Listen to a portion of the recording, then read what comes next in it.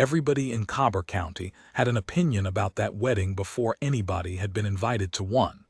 That's the part I still chew on, all these years later, sitting on a porch that's outlived 3 roofs and most of my teeth. We knew how to hate a thing before we knew its name. We knew the shape of our outrage before we knew the shape of the 2 people standing in the middle of it. I'm going to tell you about a marriage that the whole county tried to bury before it drew breath. I'm going to tell you about the night they came with torches, and the morning that came after, about a ledger I kept that I had no business keeping, and about how the most despised union in 300 square miles ended up being the only thing in that valley anybody talked about with their hats in their hands. But I'm getting ahead of myself, which my late wife used to say was my one consistent talent. So let me start where it started for me, not at the beginning of their story, but at the moment I got dragged into it. Stay with me. There's a reason this old man still can't tell it without his voice catching. The first time I understood what was coming, I smelled it before I saw it. Kerosene. That sharp, oily stink riding the night air the way it does, you don't mistake it for anything else once you've smelled a barn go up. I was 40 feet up the road from the Royce place, my mare blowing hard because I'd run her, and I remember thinking, with the cold clarity a man only gets when he's already too late, they did it. The fools actually went and did it. There were maybe 20 of them, maybe 25. Hard to count men in the dark when they're all carrying the same idea. The torches threw their faces orange and then black, orange and then black, and I knew every single one of them. That was the thing that turned my stomach. I knew them. Bert Hollies from the feed store who'd carried my boy on his shoulders at the county fair. The Aldridge brothers. Old Pastor Quill, who I'd have sworn on a stack of Bibles couldn't lift a torch any higher than a hymnal. Men I'd shared coffee with. Men I'd buried fathers beside. And in front of them, in the doorway of a 2-room house he'd built with his own ruined hands, stood Caleb Royce. Now I should tell you about Caleb because if I don't you'll picture him wrong. You'll picture some broad-shouldered hero out of a dime novel, jaw like an anvil, eyes that flash. He wasn't that. Caleb was a narrow, stooping man with a bad left leg from a horse that rolled on him in '79, and a way of talking so soft you had to lean in, which made strangers think he was simple. He wasn't simple. He was the most stubborn human being God ever forgot to make tall. He stood in that doorway with a shotgun he wasn't pointing at anybody, just holding it across his body like a fence rail, and he said something I couldn't hear over the crackle and the men's muttering. Whatever he said, it didn't move them. I want to be honest with you here, because this is the part of the telling where I always have to stop and decide whether I'm going to lie. I didn't ride down there to save anybody. I rode down because I'd heard at the saloon that something was fixing to happen at the Royce place, and a man my age with my knees doesn't have many entertainments left, and I'm ashamed to say curiosity got me on the horse before conscience did. I told myself I was going to watch. Just watch. Keep my ledger, the way I kept a ledger on everything, weather, calves, the price of nails, who owed who. I had a little book in my coat and a pencil stub, and some sick part of me thought, this'll be something to write down. You can decide for yourself what kind of man that makes me. I've had 30 years to decide, and I still haven't landed on it. What stopped me from just watching was her. She came out behind Caleb. I'd seen her before, of course, everybody had, that was the whole trouble, but always at a distance, always moving quick the way a person moves when they've learned the world is full of rocks aimed at their head. Her name was Nahlin. She was Apache, white mountain band, and that's all it took. That's the whole crime if you want it laid out plain. A white man and an Apache woman meant to stand up in front of a preacher and be married. And Cobre County had decided that was the one thing it would not abide. Not after the raids of the '80s. Not after the Hollies boy who didn't come home from the campaign. Not after every grievance reel, and invented that men store up like winter wood. She came out behind him and she didn't hide behind him. That's what I want you to understand. She stepped up to his shoulder, and in the torchlight I saw she was holding something, not a weapon. A wet wool blanket, dripping, the kind you'd use to beat out a fire. She'd already figured the next move. While the men were still working themselves up to it, She'd already gone to the rain barrel and soaked a blanket because she knew, the way you know weather, that the torches weren't for show. And Bert Holly's Bert, who carried my boy on his shoulders, threw the first one. It went up onto the roof. The shakes were dry as a sermon and they took right away. I heard Caleb make a sound I've never been able to forget, this low broken no that wasn't even a word, just the air leaving a man. He started to climb up after it, dragging that bad leg, and the second torch came, and the third, and the men were cheering now, that ugly herd sound, and I sat my horse like a coward up the road and watched a house I'd watched get built begin to die. She didn't run. Nahlin threw the wet blanket up to him. Then she ran toward the rain barrel, toward the men, toward the fire, and she started hauling water. 1 bucket, 2. A woman against a roof on fire and 20 men who'd come to watch it burn. And here is the thing that broke something loose in my chest, the thing that finally got me down off that horse. Not one of those men touched her. They'd come ready to burn her out, maybe worse. I won't pretend I know how far some of them meant to go. But when she ran past them with a bucket, close enough to spit on, they parted. They got out of her way. Because even hate has a grammar, and there's something about a woman trying to save a burning house that scrambles a man's sentence right in the middle of it. I got down. My knees screamed. I picked up a feed sack lying in the dirt and I beat at the flames on the low part of the roof where I could reach, and I am telling you I did not decide to do it. My body did it. 40 years of fighting grass fires and barn fires does something to a man's hands that no opinion can override. You see flame eating wood and your arms move. Bert Holly's grabbed my collar. "The hell you doing, Wally?" "Same as you'd do if it was your house," I said, which wasn't really an answer, and we both knew it. He looked at me. Orange and black, and I watched something move behind his eyes, not shame, not yet, that came later for some of them and never for others, but a kind of confusion, like a man who's been singing a song with a crowd and suddenly can't remember the words. He let go of my collar. He didn't help, but he let go and he stepped back, and I think the stepping back was its own small surrender, though it would be years before I'd have called it that. We didn't save the whole house. The back room went. But the front room, the room Caleb had built first, the room with the table he'd planed by hand and the bed and the little iron stove, that room lived.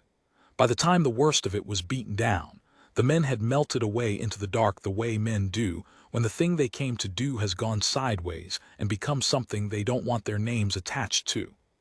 By morning, half of them would be telling it like they'd never been there at all. When it was over, I stood in the smoking yard, gray to the elbows with ash, my lungs full of glass, and I looked at the two of them. Caleb had come down off the roof and he was holding her, both of them shaking, her face pressed into his neck, and he was saying something into her hair over and over. I made myself not look at that part too long. A man's allowed his privacy even in a burned yard, especially in a burned yard. Then Caleb looked up and saw me standing there with a scorched feed sack in my hands. "Mr. Teague," he said, just that, soft the way he said everything. "Caleb, you didn't have to." "No," I agreed, "I didn't." And that, if you want to know, is the truest exchange I think I ever had with another man. No thank yous, no speeches, just two people standing in the ruin of one's home, agreeing out loud that nobody had been obligated to do the decent thing, which is the only context in which doing the decent thing means a single damn. I should back up now. I told you I would tell it gradual, and I will. Because the burning was the middle of their story, even though it was the start of mine. And a man can't understand a fire without knowing what was dry. Caleb Royce came to the valley in '76 with a dead wife in the ground back in Texas, and a way of keeping to himself that suited a place like Cobre County fine. He ran a few head, broke horses for the bigger outfits, kept his fences up, paid what he owed. The kind of neighbor you forget you have until you need a hand at branding. For 10 years he was just another quiet man in a county full of them. Nahlin's people had been moved twice by the time the army was done with them. First off the land their grandmothers were born on, then off the land they'd been promised in exchange, which is a story so old and so ugly I won't insult you by pretending it surprised anybody. By the late 80s the band was scattered, some on the reservation up north, some dead, some just gone the way people go when the world's been taken out from under them. Nahlin ended up working at the Tillman Ranch on the far side of the valley, doing laundry and kitchen work for a wage that wouldn't feed a sparrow, because that was the work that was let to her, and a person has to eat. How a stooping white horsebreaker and a white mountain woman doing the Tillman's wash came to love each other. I don't know all of it. I know pieces. I know Caleb's mare came up lame near the Tillman place one summer, and he was laid up there 3 days waiting on the swelling to go down. And I know Nahlin was the one brought him his meals because the Tillmans wouldn't trouble themselves. I know 3 days is a long time for two lonely people who have both buried more than they've kept. I know that for 2 years after, Caleb found reasons to ride past the Tillman place that fooled exactly nobody, least of all me, because I'd see him on the road with a fistful of wildflowers gone limp in his hand, trying to look like a man who just happened to be carrying wildflowers, the great fool. That's the part nobody in the county wanted to look at. They wanted it to be ugly. They wanted it to be some kind of degradation, some sickness, something they could point at and feel clean beside. But I'd seen the wildflowers. I'd seen the way he couldn't keep the corners of his mouth down when he talked about her, this man who hadn't smiled in 10 years. There wasn't anything ugly in it. That was what the county couldn't stand. If it had been ugly, they could have forgiven it. It was the beauty of the thing that made them want to burn it. I didn't side with them. But I want to be square with you, I didn't side with him either, not at first.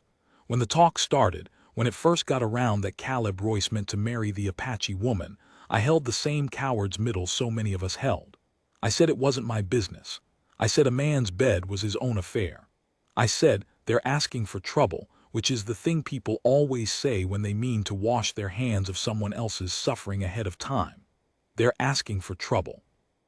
As though trouble were something you order off a menu, instead of something 20 men carry to your door in the dark. My wife Edith, she was 3 years dead by then, would not have held the middle. I knew that even as I held it, she'd have had Nahlin to supper and dared the whole county to say a word at the church social. Edith was braver than me by a measure I never managed to close, and I think part of what got me down off that horse the night of the fire was the certain knowledge of what she'd have said if she'd seen me sitting up there with my little ledger, watching. I could hear her plain as a bell. Wallace Teague, you put that book down and you pick up a bucket. So maybe a dead woman saved that house. I've considered it. The wedding itself happened 9 days after the fire, and it happened because of the fire, which is one of those reversals life serves up that no storyteller would dare invent for fear of being called a liar. See, the county's plan had backfired in a way they didn't account for. They'd meant to scare Caleb off, burn him out, make the cost of the thing so high he'd give it up, and send the woman back to the Tillmans, and everybody could go back to pretending. What they hadn't reckoned on was that there's nothing makes a stubborn man more certain of a thing than trying to take it from him by force. You corner a quiet man, and you'll meet the loud one he's been hiding his whole life. I came to know this because I went back. I'll be honest, I didn't intend to. But 3 days after the fire, I was hauling fence wire past the Royce place, and I saw him up on a ladder with that bad leg, trying to reshake the roof one-handed, and Nahlin holding the ladder, and the two of them making about as much progress as a turtle in a tar pit, and Edith's voice was at me again, and I just pulled the wagon over. Didn't say much. Helped him set a few courses of shakes. Came back the next day. Came back the day after. I told myself it was the neighborly thing. Maybe it was, but I think the truth is closer to this. I had been a bystander my whole life. A man who kept the ledger. A man who wrote down what other people did and called it being sensible. And for the first time since Edith went into the ground, I was doing something instead of recording it, and I found, God help me, in the middle of all that grief and fear, I found I felt alive in a way I hadn't in years. There's a sin in that, I know. Finding your own renewal in another person's catastrophe. I've confessed it to the only priest I've got, which is this porch, and the porch has never answered, which I take to mean I'm forgiven or beyond it. 1. On the 4th day I was up there nailing shakes when Caleb said, not looking at me in that soft way, "We're getting married Sunday. Pastor Quill won't do it, nor anybody.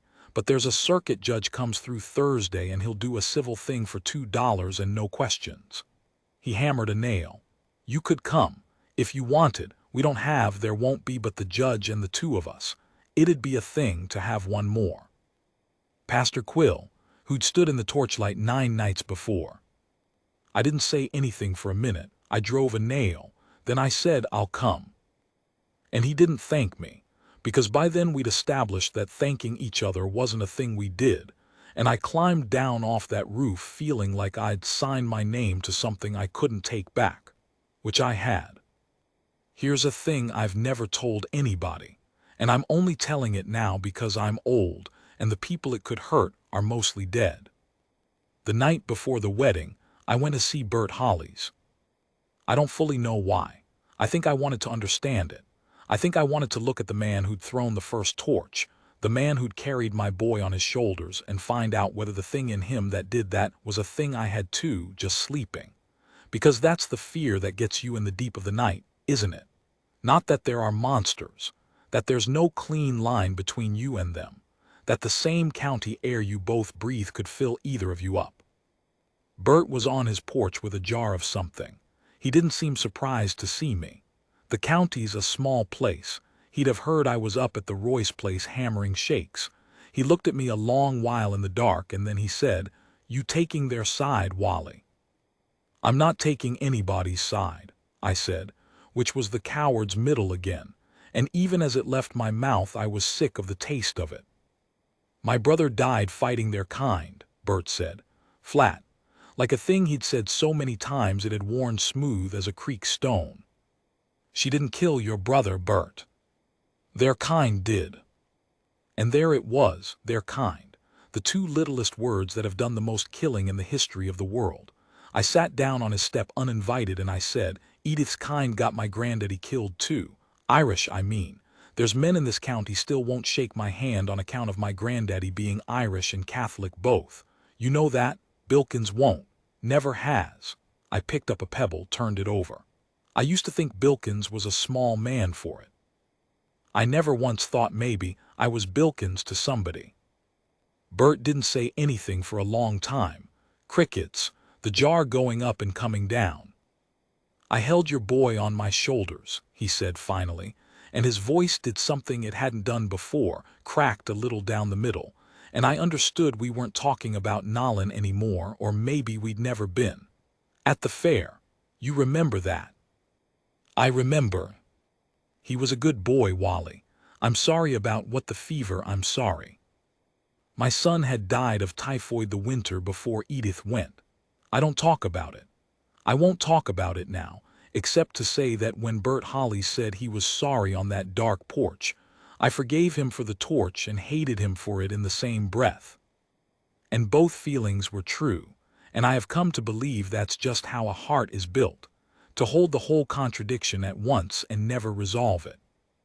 We sat there, two ruined old men, and neither of us said the thing we both knew, which was that the world had taken so much from each of us that we'd gone looking for someone smaller to take it out on. And one of us had found that person in an Apache woman with a wet blanket, and the other hadn't. And the only difference between us was a few wildflowers we'd happened to see on a road. I got up to go. At the bottom of his steps I stopped and said, "It's tomorrow, the judge, at the Royce place midday." I don't know why I told him. I've turned it over 1,000 times. Maybe I was daring him. Maybe I was inviting him. Maybe, and this is the answer I've come round to, maybe I just couldn't stand the loneliness of being the only soul in Cobre County who knew that something decent was going to happen tomorrow, and I had to hand the knowing to one other person so the weight of it wouldn't crush me flat. Bert didn't answer. The jar went up, came down. I rode home and didn't sleep, and I want to tell you what happened at that wedding, who came and who didn't, and what it cost. And the thing Nahlin said to me at the end of it that I have carried in my chest like a swallowed coal for 30 years. But the sun's getting low, and the rest of it is the kind of telling a man has to do with a full breath, and I've got to go put my horse up. Come back tomorrow, I'll tell you about the wedding. I told you I'd tell you about the wedding, so I'll tell you about the wedding, though I warn you it didn't go the way a wedding's supposed to, and the part of it I remember clearest isn't any part you'd think. It came up a Thursday, hot, with that white sky we get in late summer that doesn't have any color left in it, like the heat boiled it all out.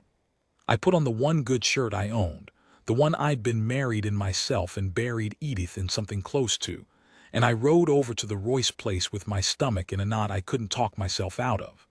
The whole way there I kept listening behind me for hooves, for the heard sound, for torches, even in the bare blazing middle of the day, because fear doesn't keep to a schedule, and I'd learned 9 nights before that the county would do its ugliness in the dark or the light, whichever was handy. But the road stayed empty, just me and the cicadas screaming in the brush and the dust coming up off my mare in little ghosts. When I got there I about turned around and rode off because there were horses tied at the rail, 3, 4 of them. My heart went straight to my boots. I thought it was happening again. I thought I'd come right into the middle of it, and I had my hand on my rifle before I made my eyes work and saw that the horses weren't right for it. Wrong horses. A sway-backed gray I knew. A mule. It was the Tillman cook, an old freedwoman named Dorcas who'd worked that kitchen since before the war's end, who taught Nahlin the white folks' way of doing the wash and the bread, and I'd come to learn a good deal more than that. And beside her, 2 of the other Tillman hands, Mexican vaqueros, men the county counted barely a rung above Nahlin herself on the ladder it was always measuring everybody on. They'd ridden over on their day's half-rest, against the Tillman's express word, to stand up for a woman they'd shared a kitchen and a corral with.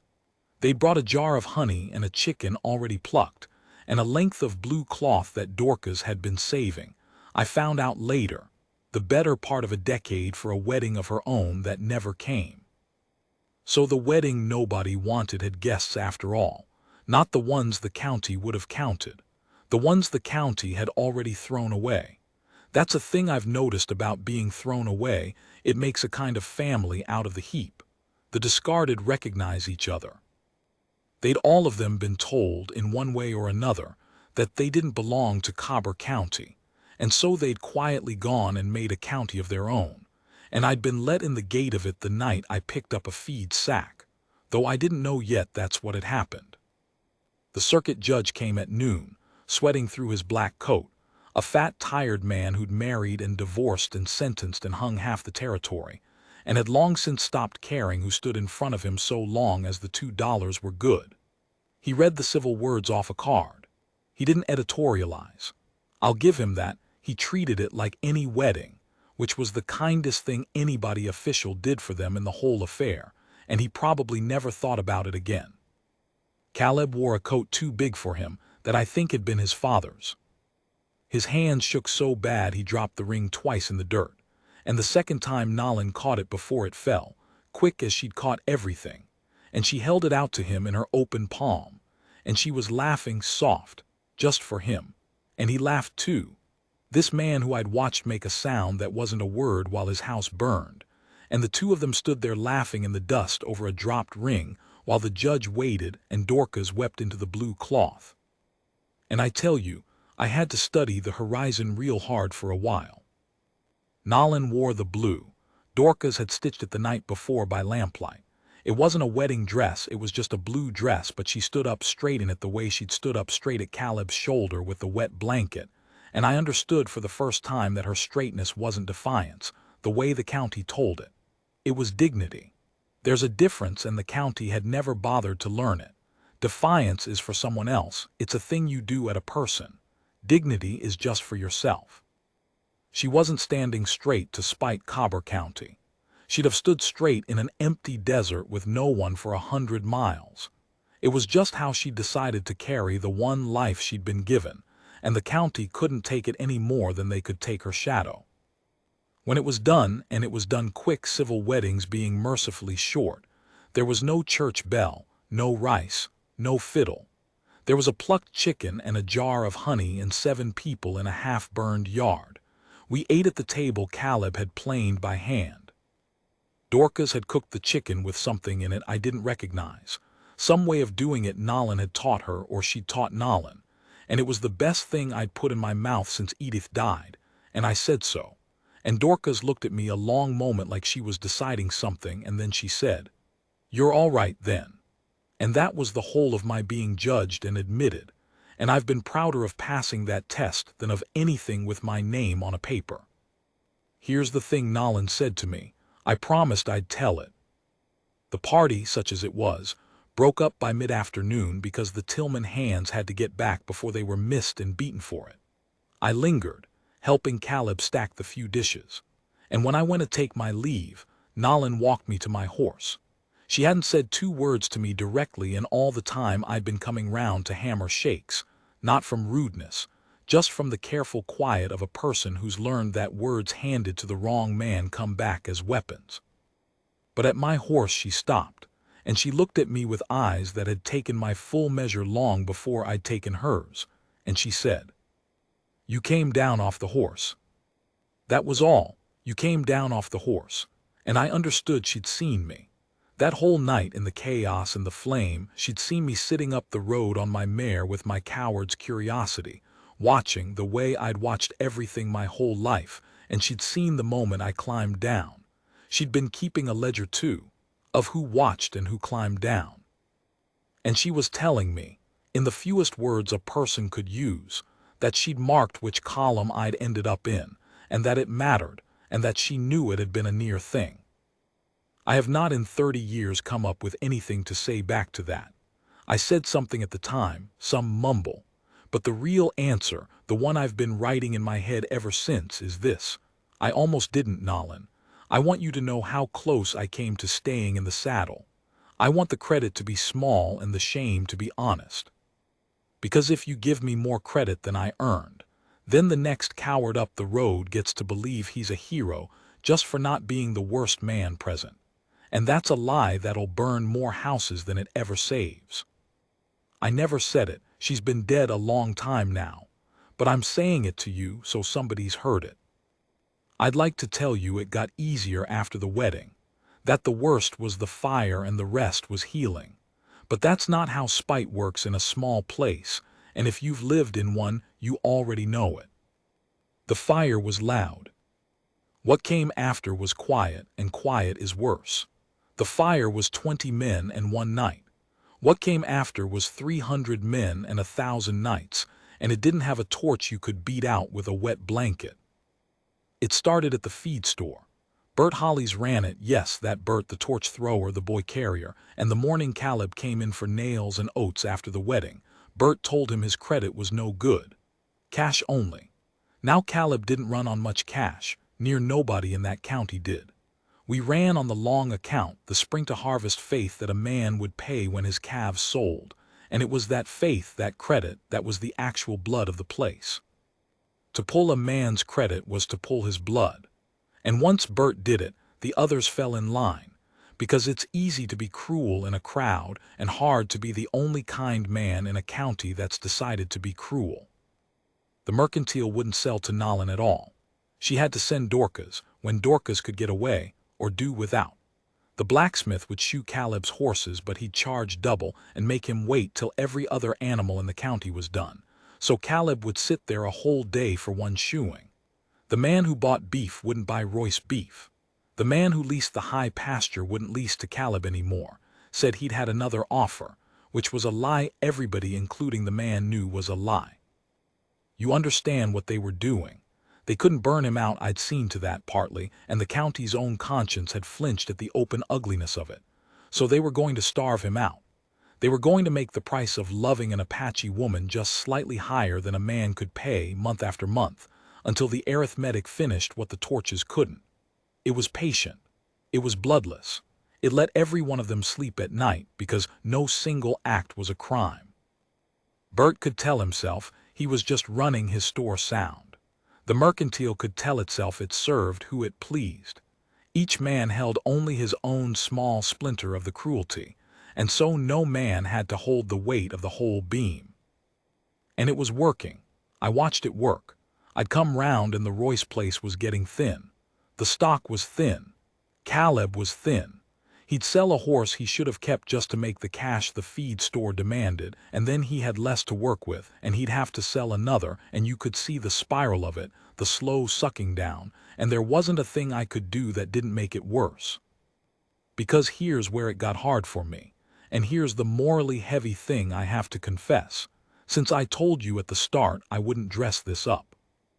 I had money, not a lot but more than Caleb. I had standing old family, long account, a name the county still shook hands with, Irish granddaddy or no, and I could have spent it. I could have walked into Bert's feed store and bought Caleb's nails and oats on my account and carried them over. I could have bought Royce beef and resold it under my own brand. I could have leased the high pasture myself and sublet it to Caleb for $1. There were a dozen ways a man with a little standing could have thrown his body across the gears of that machine and jammed it. And for a long time I didn't. I told myself it was prudence. I told myself that if I made it open, if the county saw Wally Teague propping up the Royce place, they'd just turn the screws on me too, pull my credit, and then I'd be no use to anybody, ruined alongside them. There's truth in that. It's the kind of truth a coward polishes till it shines. But underneath the prudence was the older thing, the thing that had kept me on my horse up the road that first night. I did not want to pay for them. I'd help in the dark with my hands, with shakes and fence wire, where it cost me only labor and not my name. But to spend my standing in the open, where every man in the county would see me do it and know me for what I'd chosen, that was a price I kept finding I wasn't ready to pay. So I did the half thing. The coward's middle, dressed up in work clothes. I helped where it didn't show. I gave Caleb a horse to break for me that I let him keep the use of all season. I overpaid for a fence-mending job I didn't need done. Little laundered kindnesses, washed clean of any open declaration. And every one of them helped a little, and every one of them was a lie about who I was willing to be, and I knew it, and I did it anyway for the better part of a year. What finally broke me out of it, and I'm not proud of how long it took, I want that on the record, was the winter. The winter of that year came down hard and early. We get maybe 1 in 7 that'll kill stock, and 1 in 20 that'll kill people, and that was a 1 in 20 winter. The snow came in November and didn't quit being a problem till March. The county pulled in on itself the way it does, every ranch an island, and being an island is fine if your larder's full and your woodpile's high and your stock's fat going in. The Royce place went into that winter on bones.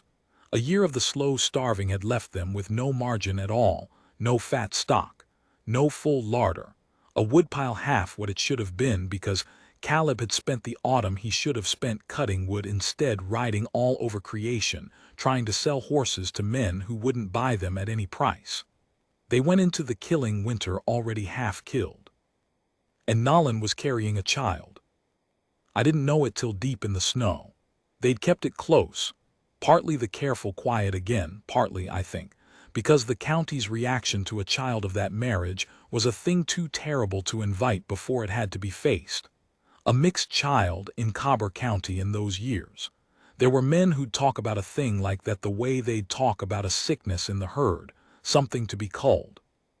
So they'd kept it quiet, and the winter had come, and now there was a woman growing a baby in a half-burned 2-room house with a thin woodpile and a thinner larder, and a husband with a bad leg coughing in a way I didn't like the sound of. I found this out because I snowshoed over. I want to be honest that even then it took an effort of, well, I'm not proud to admit. The smart thing, the island thing, was to stay home and tend my own. But I'd lain awake 3 nights running with Edith's voice at me, and on the 4th I strapped on the shoes and went, and when I got there Caleb was down. Fever. The cough had gone into his chest. He was lying on the bed by the little iron stove and Nahlin was nursing him, and tending the stove and melting snow for water with a belly out to here. And the woodpile, I looked at the woodpile. The woodpile was maybe 4 days in that cold if they were careful, and you can't be careful enough in that cold. I stood in the doorway and I did the arithmetic that the county had been doing for a year, except I did it the other direction. I saw exactly how it ended if I did the prudent thing. I saw it as plain as the judge's card.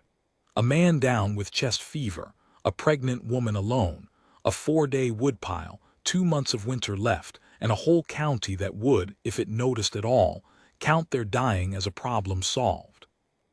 And I understood, standing in that doorway with the cold coming off me in waves, that prudence had been a lie the whole time, that there is no such thing as a clean middle in a matter of life and death, that every neutral hour I'd spent protecting my good name had been an hour spent on the county's side, because the county's whole campaign ran on exactly that, on good men staying neutral, staying prudent, staying home, so that the cruelty could go about its slow, patient work uninterrupted. My neutrality wasn't the absence of a choice. It was the choice. It had always been the choice. I'd just been telling myself it didn't count because I hadn't said it out loud. So I said it out loud. I went home that night and I came back in the morning with my wagon and my big sled, and I did not bother to launder a thing. I brought a cord of my own wood, stacked high where God and Cobre County could both see it. I brought flour and beans and salt pork and a side of my own beef and Edith's old laudanum and a sack of coffee. I brought my hired man Esteban and we cut and split another cord and stacked it against the house. I didn't sneak. I didn't dress it as a trade. When Caleb, half out of his head with fever, tried to mumble about credit and paying me back, I told him to shut his mouth and get well, which is the only time in my life I ever told a sick man to shut his mouth, and the only time it was a kindness. And I knew as I was stacking that wood in plain sight that I was buying it, not the wood, the reckoning. I was buying my place on the other side of the line, out loud, where everybody would see, and there'd be a bill for it, and the bill would come. The bill came faster than I figured. Bert Hollies pulled my credit at the feed store inside the week. Word travels in snow same as in sun. Bilkins, the man who wouldn't shake my Irish hand, Bilkins went around saying Wally Teague had gone soft in the head since his wife died, taking up with squaw-lovers, and a few men who'd shaken my hand for 40 years found reasons not to. It cost me. I won't pretend it didn't cost me, or that I didn't lie awake over the cost, because I'm trying to tell you the true thing, and the true thing is that doing right is not free, and the people who tell you it have never had to. But here's what I didn't figure. Here's the turn I never saw coming, and it's where I have to leave you for tonight because my throat's doing the thing it does. Caleb's fever broke in the deep of February. He lived. And the very week he was strong enough to sit up, a rider came down our snowed road that no rider had any business riding in that weather, and it was Bert Hollies, the torch thrower, the boy carrier, the credit puller. And he had a side of his own beef on his saddle and a face like a man walking to his own hanging. And he stopped at the Royce gate, and he sat his horse a long while in the cold, not getting down. Just sitting there, the way I'd sat that first night up the road. Waiting to see, I think, whether he had it in him to climb off. He sat that horse at the Royce gate the better part of an hour. I know because I was there. I'd come over with more wood and a pot of Esteban's wife's stew, and I saw him come down the road, and my hand went to the rifle the way it always did, an old fear that never quite learns it's safe. But he wasn't coming with a torch. He was coming with a side of beef, and a face I'd never seen on Bert Hollies in 40 years of knowing him, and so I let the rifle be, and I stood in the doorway. And I watched a man fight the same war I'd fought up that road 18 months before. I want to be careful how I tell this because it would be easy to make it pretty. Easy to say Bert's heart melted, that the sight of the half-burned house worked on his Christian soul, that grace came down on him like the snow. People like that telling. It lets them believe a man can be hauled from cruelty to kindness by a single tender feeling, quick as crossing a creek. But I watched it happen, and it wasn't like that. It was slower, and it was uglier, and it was more honest than that. And I'm going to tell it the way it was because Bert earned the truth of it, even the unflattering parts, by what he did after. He didn't get down because his heart melted. He got down when he finally did because he couldn't live with the arithmetic anymore. Same as me.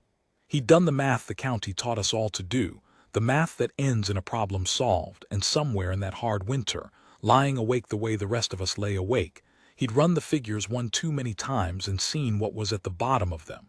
A man dead of fever he'd helped starve. A woman and a baby froze in a house he'd helped go thin. And Bert Hollies, who'd carried my boy on his shoulders at the county fair, was not finally able to be the man who'd done that. Not because he'd stopped hatting. I don't believe he ever fully stopped. Hate that old doesn't pull up clean, it leaves roots. But because the hatting had been asked to pay a price it turned out he wasn't willing to pay when the bill came due in a particular man's particular death.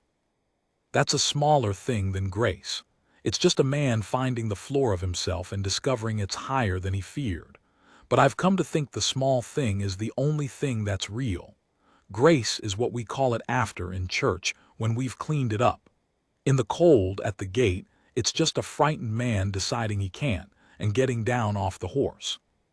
He got down. He carried the beef to the door. He couldn't look at me and he couldn't look at Nahlin, who'd come to stand at my shoulder. He looked at the ground and he said to the ground, "Royce up."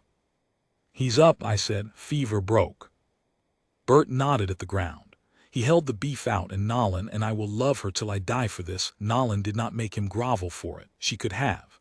By every right under heaven she could have stood in that doorway and made the torch thrower crawl.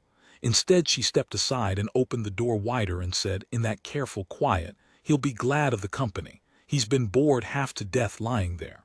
Like Bert was any neighbor come calling, like there'd never been a fire. She handed him back his dignity, the very thing the county had spent 2 years trying to strip from her, and she handed it back to the man who tried hardest to strip it, and she did it without a flicker, and I understood then that her dignity had never been about being treated well. It was a thing she made herself, out of nothing, in any weather, and because it was hers and not the county's to give, she had enough of it to give some away even to a man who'd burned her roof. Bert went in. I don't know what passed between them. I stayed in the yard. But he was in there an hour, and when he came out his eyes were wet and he still couldn't look at me, and he got on his horse and rode off without a word, and the next week, this is the part the county remembers, this is where it turns, the next week, Caleb Royce's credit was good again at the feed store. Bert never announced it. Never made a speech. He just quietly opened the account back up and quietly let it be known, in the way news gets known in a small place, that he'd done it. And here is the thing about a small county that the cruel ones never quite reckon with. It runs on following in both directions. They'd all fallen in line behind Bert when he pulled the credit, because it's easy to be cruel in a crowd. And now, when the man who'd led the cruelty turned, a few of them, not all, never all, but a few, found it was just as easy to follow him back the other way. The mercantile started selling to Nahlin. The blacksmith stopped charging double. It wasn't a flood. It was a thaw, slow as the real one happening outside, and like the real one it left plenty of frozen ground that never did soften. But it was a turn, and Bert Hollies was the hinge of it, and I have thought a great deal over the years about the strange justice of that the same man whose throw started the burning was the man whose climbing down started the healing. As though the county needed permission for both, and only the man who'd let it into the sin had the standing to lead it out. The child came in March, in the last hard snow. It was a girl, they named her Edith. I have to stop a minute on that. They named her Edith, after my wife. A White Mountain woman and a Texas horsebreaker named their daughter after a dead Irish Catholic ranchwoman she'd never met, and he'd known only by the stories I'd told over the plainwood table on the long winter nights when I'd sat with them. I talked about Edith because grief wants out, and they were the only ones who'd let mine out without flinching. I told them how she'd have had Nahlin to supper and dared the county to say a word. How she'd been braver than me by a measure I never closed. How she'd have told me to put the book down and pick up a bucket. And Nahlin had listened, the way she listened to everything, keeping her ledger, and when the girl came she gave her my wife's name and she didn't tell me she was going to. She just did it, and the first I knew of it was Caleb saying it in the doorway with his voice gone to pieces. "It's a girl, Wally. We Nahlin wanted, her name's Edith." I went out behind the house and I stood in the snow, and I came apart in a way I hadn't let myself come apart at the actual funeral. And I want to tell you it was grief, but it wasn't only grief. It was the unbearable thing of being given something that large by people who had so little, the impossible arithmetic of their generosity. That they would take the one name I had left of the one person I'd loved best and carry it forward into a new life when they had every reason in the world to have nothing to do with me or mine. I had come down off the horse once, 18 months before, and they had decided that was enough. That one climbing down was enough to earn my dead wife's name living on in their daughter. And it wasn't enough. I knew it wasn't enough. But they decided it was, the way Nahlin decided everything, by simple sovereign choice, and there's no arguing with a gift that large. You can only stand in the snow and let it break you and try, for the rest of your life, to become a man who'd have deserved it. Now, the title of this thing, a marriage no one wanted, became the talk of the entire county. I owe you the rest of that, the became, because a story that just ended with a thaw and a baby would be a lie of omission, and I've worked too hard at the truth to quit it at the finish. It didn't become beloved. I want to be plain. There were men in Cobre County who hated Caleb and Nahlin Royce till the day they died, who crossed the street, who taught their children to, and some of those children grew up and taught theirs. And I expect there's people in that county now, all these years on, carrying a grudge they couldn't name the origin of if you held a gun to them, a hand-me-down hate worn smooth as a creek stone. That's the truth, and I won't pretty it. But here's what happened, and it took years, and I had a front row seat to all of it. The Royce place came back. Slow. Caleb never was strong after that chest fever. It left him with a cough he carried the rest of his days, but he could break a horse like nobody in the territory, and once the boycott thawed, men remembered that. A man will set his hate aside real quick for a well-broke horse. I've watched Principal lose to a good cow pony more times than I can count. Caleb broke horses, and Nahlin ran the place with a head for it that put most of the men to shame, and little Edith grew up wild and quick in that valley, and she was, I'll just say it, she was the most loved child I ever saw, loved hard and out loud by two people who'd been told their love was a crime, and you have never in your life seen a child more sure of her place in the world than that one, raised by two people the whole county had tried to convince they had no place at all. And the county talked.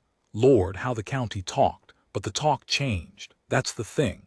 That's the whole thing, really, the answer to the title. It started as the talk of scandal. Did you hear the Royce man, the Apache woman, disgraceful? And over the years, without anybody deciding it, the talk turned. It became the talk of the marriage that survived the fire, the marriage that survived the winter, the man who'd been starved out and came back. The woman who handed the torch thrower his dignity in her own burned doorway. By the time little Edith was grown, you'd hear it told by people who'd have spat on it at the start, told the way you tell a thing you're proud happened in your county even though you fought it, the way men will claim a war they dodged or a flood they fled.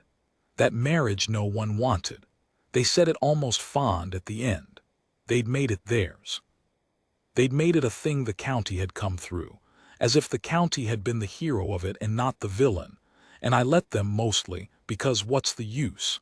And because a county that brags on a thing won't burn it, and the not burning was what mattered. That's how a marriage no one wanted became the talk of the entire county, not because the county changed its heart. Most hearts don't change. They just get outlived or outlasted or quietly worked around by a child too loved to be hated. The marriage didn't win the county over. It outendured the county's hate, year by stubborn year, until the hate got tired and the love didn't, and tired hate eventually starts telling the story the way the love would tell it, just to have a story it can stand to tell. Caleb went first. The cough in the end, like I always feared it would be. Nahlin nursed him the way she'd nursed him through the fever, except this time it didn't break, and I sat up with them the last nights and it was quiet, and she held his hand, and near the finish he said something to her in her language that I didn't understand and wasn't meant to, and she answered him in it, and whatever it was, he went easy after, which is more than most of us get. She buried him on the rise behind the house, and the county, I'll give it this, at the very last the county came. Not all, but more than 7. The feed store closed for the afternoon. Bert Holly's old by then helped carry. Pastor Quill, who'd stood in the torchlight 30 years before and would not marry them, read over Caleb's grave at Nahlin's invitation, and I watched the old man's hands shake on the book, and I'll never know if it was age or the weight of his own long account coming due, and I decided it wasn't mine to know. Nahlin lived a good many years after. She kept the place. She watched her grandchildren run wild in the same valley. The county never did fully take her in, but it stopped trying to push her out, and in a place like that in those years, the difference between those two things is the whole difference between a life and no life at all, and she made a life. A good one. Out of nothing, in any weather, the way she'd made everything. She's up on the rise now too, beside Caleb. I go up there. My knees fight me the whole way and I go anyway, which my wife would find funny. The man who wouldn't get down off a horse now hauling himself up a hill for 2 graves and a third he's saving a spot beside. Little Edith, not little anymore, gray herself now, she keeps the stones clean. She calls me uncle, though I'm no relation, which is the kind of family the discarded make, the kind that doesn't run on blood, the kind I got led into the night I picked up a feed sack and have been trying to deserve ever since. I kept my ledger all these years, weather and calves and the price of nails and who owed who. It's the same kind of book I had in my coat that first night, when I sat my horse up the road and thought a burning house would be something to write down. I've filled a dozen of them since. And somewhere in the middle of one, in a hand younger than the one I've got now, there's an entry I made the morning after the fire, 3 words, no more, because I didn't have the words yet for what I'd seen. Royce house burned. That's all I could manage.